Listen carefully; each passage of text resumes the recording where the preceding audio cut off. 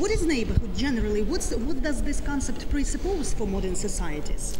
You know, this is a very important part of today's European foreign policy as well. It's in this financial perspective or multi-annual financial framework 2014-2020, some 15 billion euro is directed to neighborhood policy. We have two Eastern Partnership countries and Southern Partnership countries.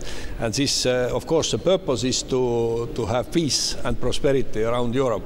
When the concrete accession to European Union is not so actual, then at least to help countries to create, for instance, to finance infrastructure. This was also I was instrumental in dealing with these issues during my being as transport commissioner, and it is so it's again a question, and some countries are very successful in using these possibilities, and I strongly recommend to all countries to be good in also in working and preparing to making paperwork and implementing and using this money. Of course, Europe is extremely how to say, vigilant about the proper use of money. This is again, it's I was involved in these activities. So if money is not properly used, it will be lost,